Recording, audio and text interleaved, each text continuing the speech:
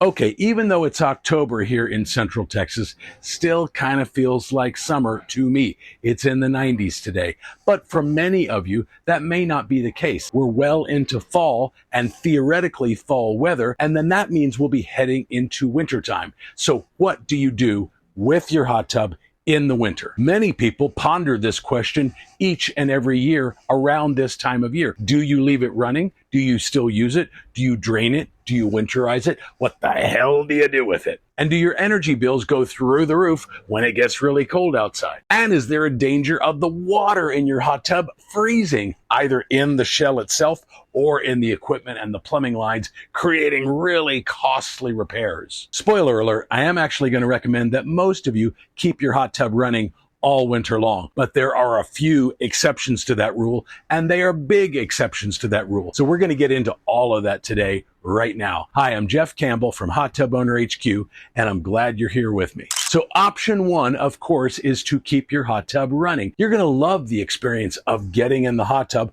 when it's cold outside. Nothing really feels better than that. I've been soaking in hot tubs before when it's snowing all around me, and it feels great. Now, of course, it can be a little bit chilly getting in and out of the hot tub, so the distance away from your house is a factor there.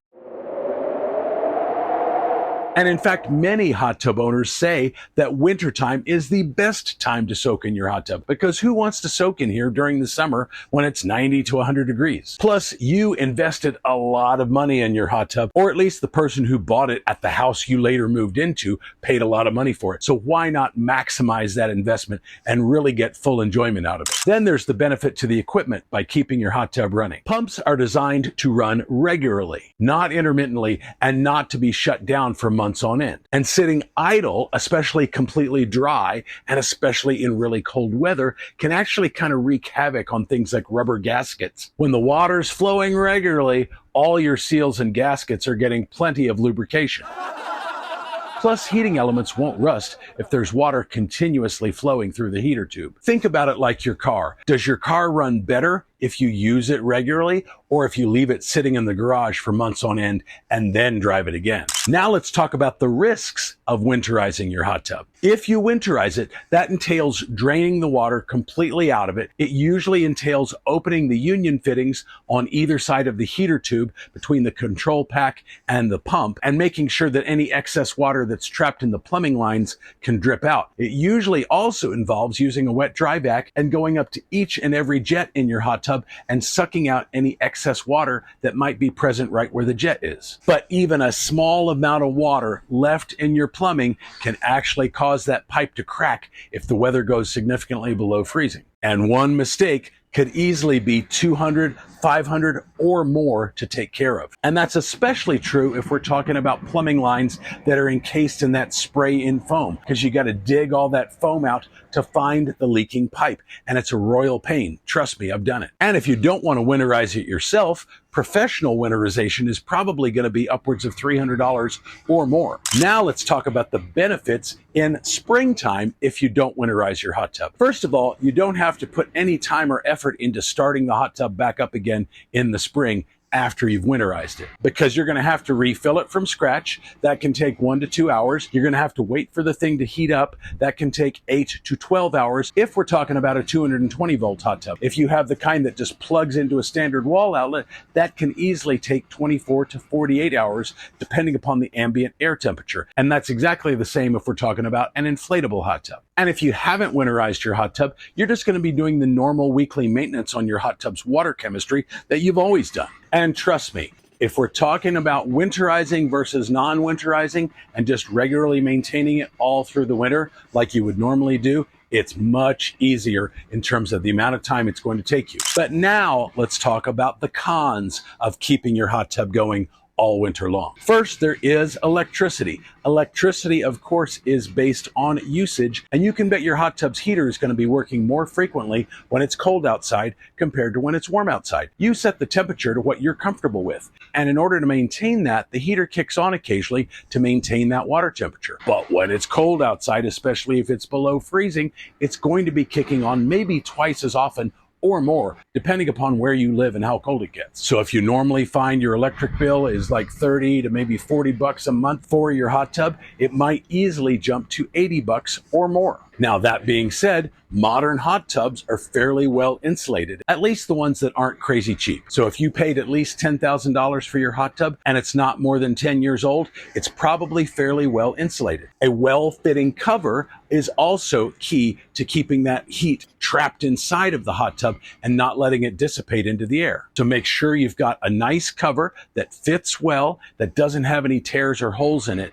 And if you need to, go ahead and latch it to the side of your hot tub to make sure it stays in place when you're not using it. Now, I do want to caution you though, if you have a plug and play hot tub, the kind that plugs into a regular wall outlet, that can be a hard-sided one like mine, or an inflatable one. Those can cost a lot more because they can't use the jets and the heater at the same time. So you might find your costs go significantly up if that's the kind of hot tub that you have. Now, all that being said, think about the enjoyment you're going to get out of it versus that slight increase in cost. Now let's talk about some of the logistical challenges of using your hot tub when it's really cold outside. First of all, if you get any level of ice or snow, that will be accumulating on top of the cover, and that can both damage the cover, but it also may require you scraping it off before you open the cover to get in, because sometimes that will weigh it down significantly and make it really difficult to open. You'll also have to be testing the water with test strips when it's really cold outside,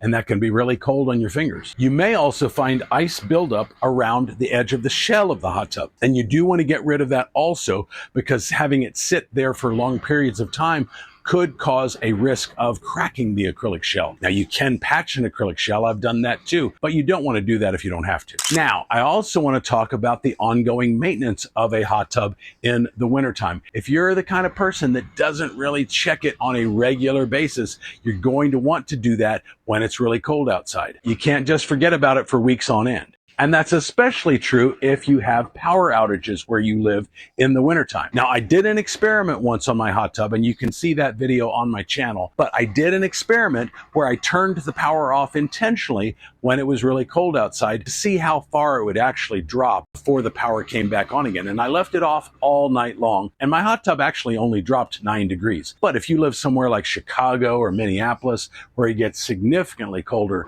than it does here in Central Texas, that might be a concern for you. Because if you do have extended power outages, that could eventually lead to freezing water in the plumbing of your hot tub, which could absolutely crack PVC pipes.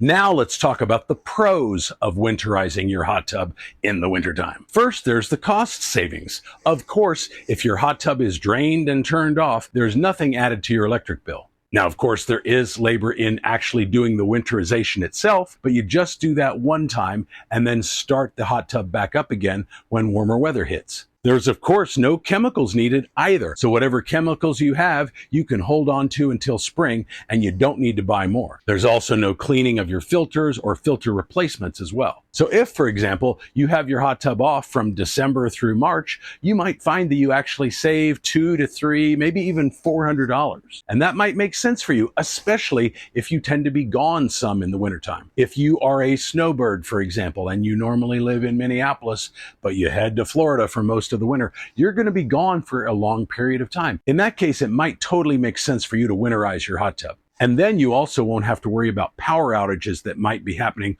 while you're not at home. You also don't have to worry about paying somebody to check on it while you're gone either. And in theory, your hot tub can't develop problems if it's completely drained, completely dry, and just sitting there with the power off. But let's talk about some of the cons of winterizing your hot tub. First of all, if you don't drain every ounce of water out of this thing, you run the risk of that water sitting there, and then when the temperature gets below 32 degrees, you run the risk of pipes cracking and leaks forming. So you've got to not only drain the thing the way you would normally, and then use a wet dry vac to get every visible ounce of water out of the shell, but then you've got to take the front panel off, open the union fittings on either side of the heater tube, and that way water can drain out that way as well, and then use that same wet dry vac, as I mentioned earlier, on every single jet and water feature that you have to really really make sure that there's no trace of water left in there. And I would recommend doing this well before your first freeze. That way, any water that might still be inside in the pipes